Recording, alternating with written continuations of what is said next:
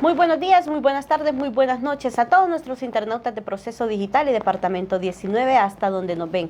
Les saluda la periodista Isis Rubio y hoy en nuestra sala de redacción nos acompaña el especialista en medio ambiente y también miembro de la Coalición Ambiental de Honduras, René Soto. Bienvenido. Mucho gusto, Isis. Un placer estar nuevamente con ustedes acá en esta revista informativa, diario informativo, aceptado a nivel nacional e internacional. Don René, salimos de una para entrar en otra, como decimos nosotros en el ámbito popular, ¿verdad? Sí. Nos dicen un día de que la cárcel se desistió en hacer la cárcel en Isla del Cisne, pero ahora la trasladan a la comunidad de Mocorón. El Mocorón. ¿Cómo tomaron ustedes esa noticia de que desistieron de la cárcel en Isla del Cisne tras varios meses ustedes de lucha?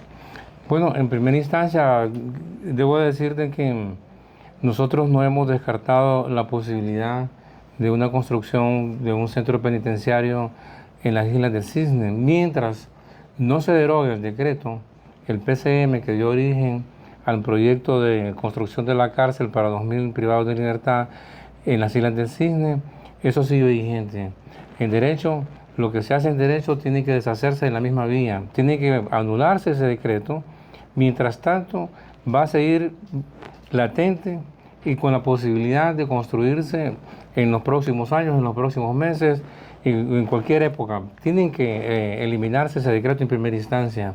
Lo otro es que el nuevo proyecto en la área conocida como Mocorón, esto tiene otras connotaciones de tipo legal.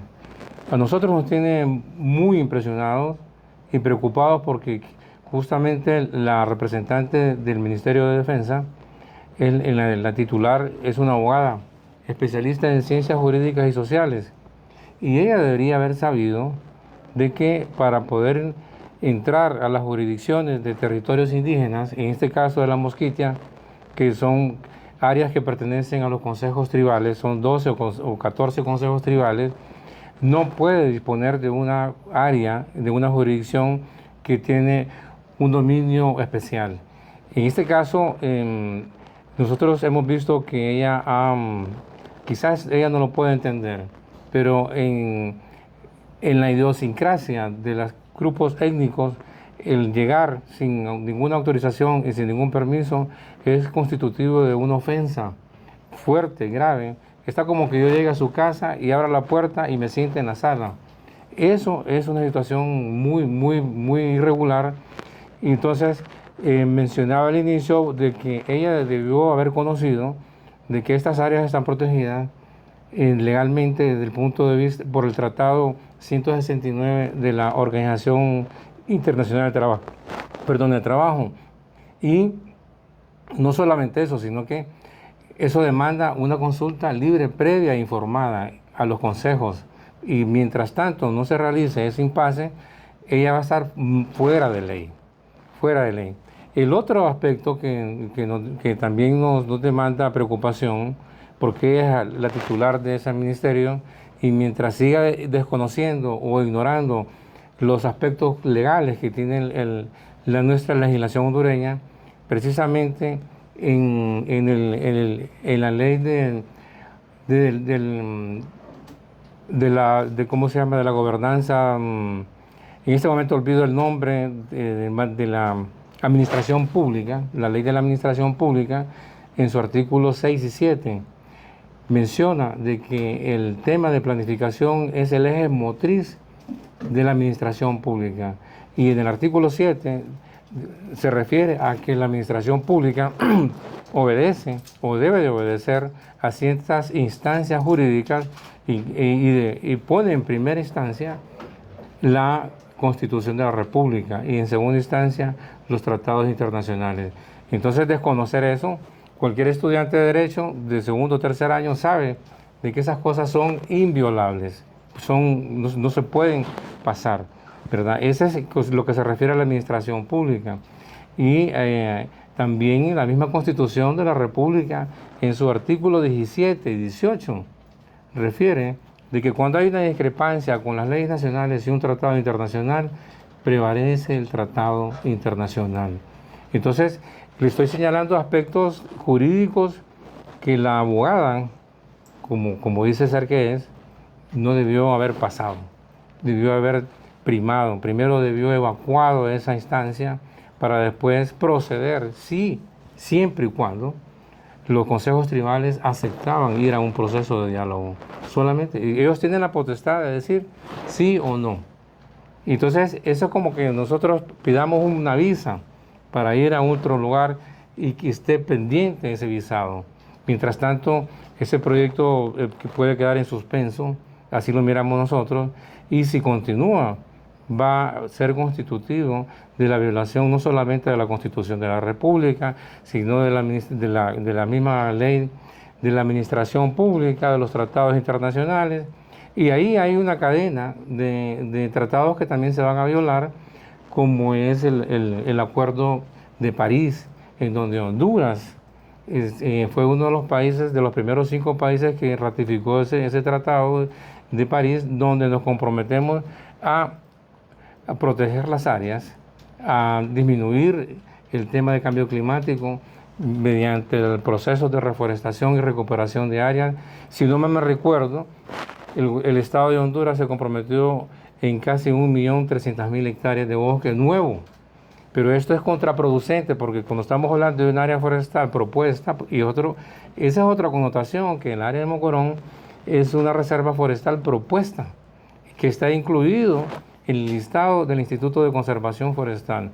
Y tiene esa particularidad, más otras que yo le podría mencionar, el hecho de que esta área es frontera con ecosistemas acuáticos, y eso tiene otra importancia porque hay una conectividad entre lo que es el bosque, lo que es el río.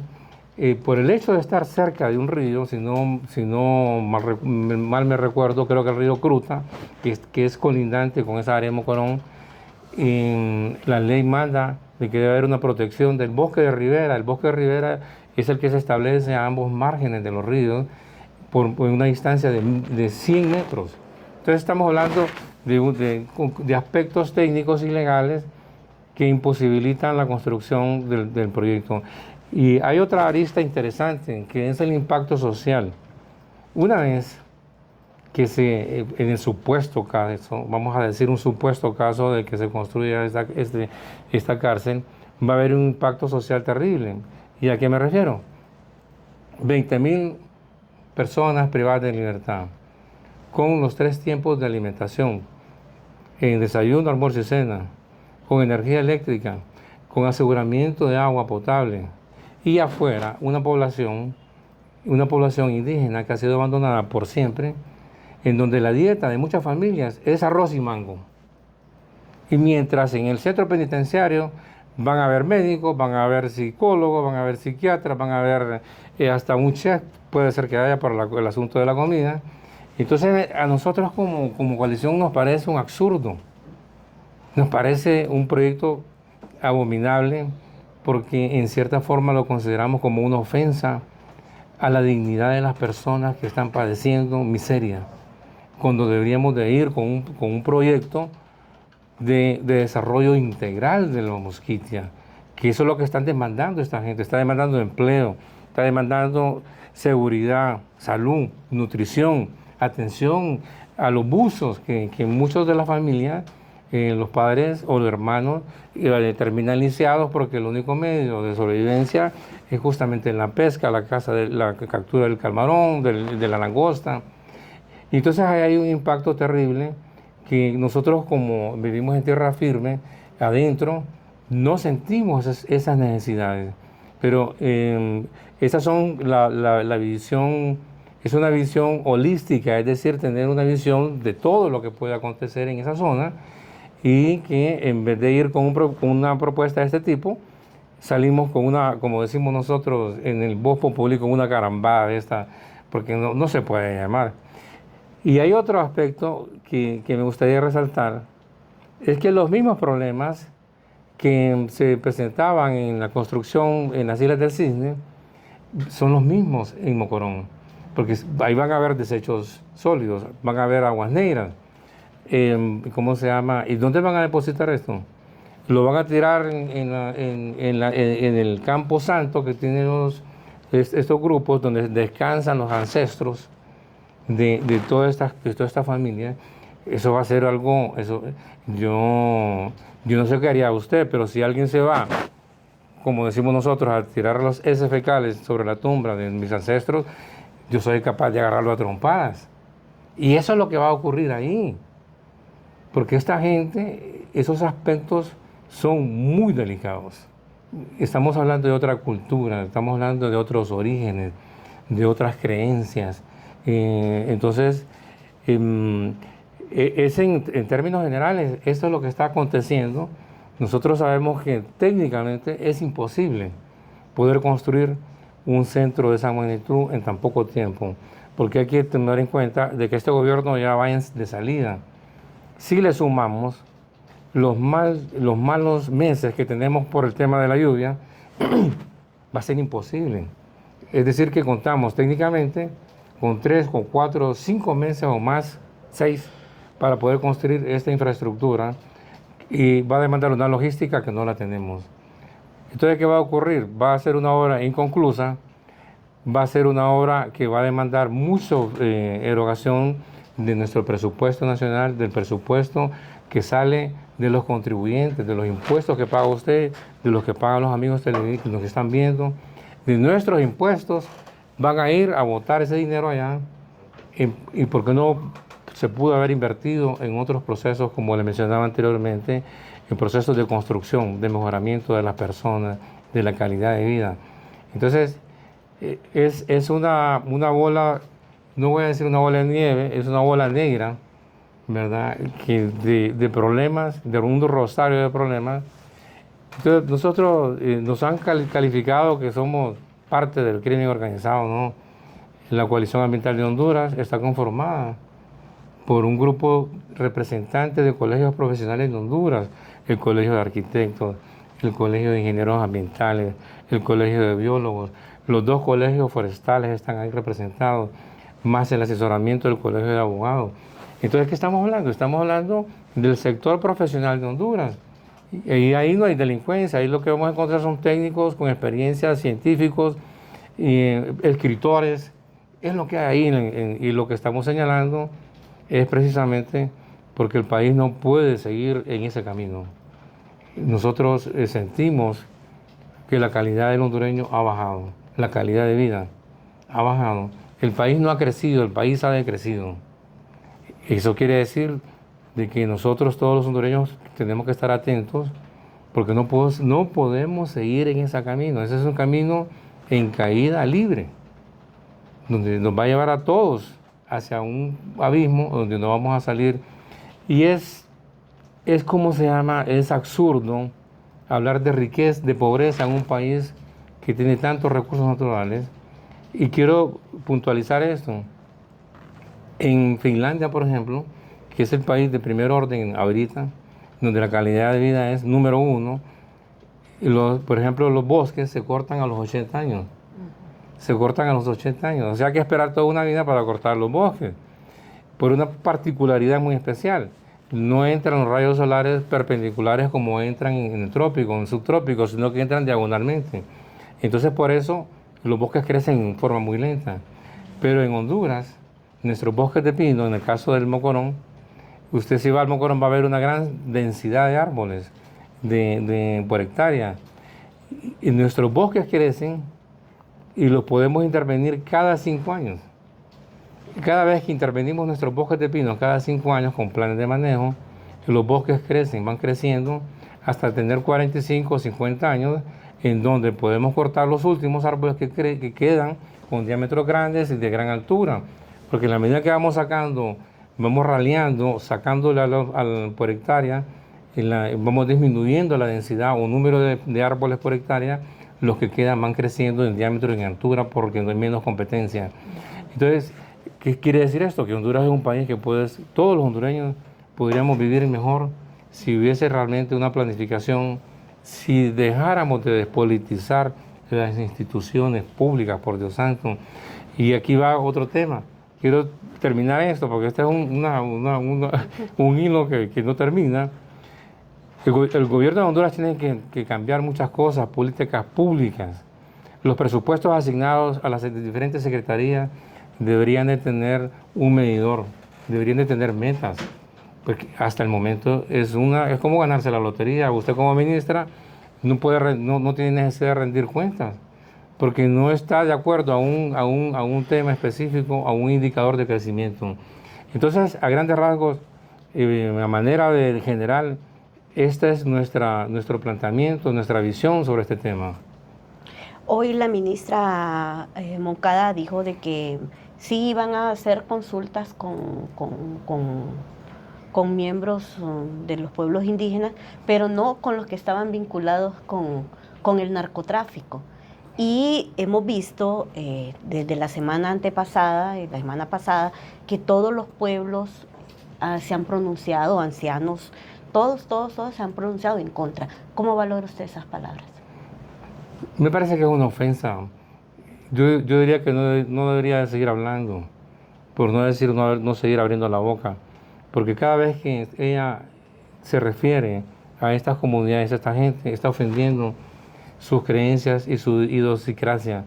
¿Cómo va a creer usted que esa gente está coludida con el crimen organizado si está inmersa en la pobreza? Eso es un absurdo, eso es una ofensa. Yo no vivo allá, pero yo me siento ofendido con esa expresión, porque si ella fuera a la Mosquitia se daría cuenta de la realidad de la gente, que los niños no tienen oportunidad, que muchos de estos misquitos toman la decisión fatal de irse del país porque no hay oportunidades de trabajo, que muchas mujeres se prostituyen por dinero y por comer y por llevar comida a su casa. Entonces me parece que debería de cerrar la boca, se lo voy a decir, cierra la boca, porque está ofendiendo a un pueblo humilde, noble, que está sobreviviendo, que no ha pedido proyectos de ese tipo, sino que ha pedido ayuda. Y eso es lo que nosotros demandamos, que cambie esa visión socialista, por Dios santo. Yo no sé dónde has sacado ese tema, socialista, democrático, que ninguna de las dos cosas es.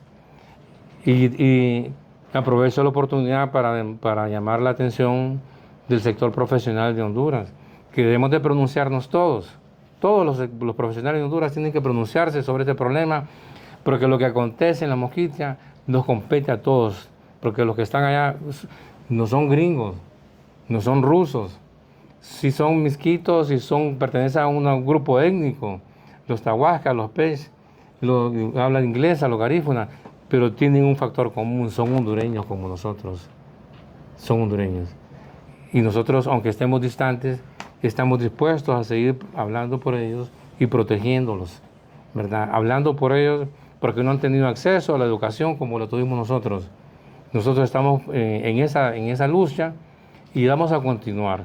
Vamos a continuar hasta donde ellos no lo permitan, hasta donde el gobierno no lo permita, porque creemos que van a tener que llegar a otras instancias para poder calmar la expresión de la coalición ambiental de Honduras.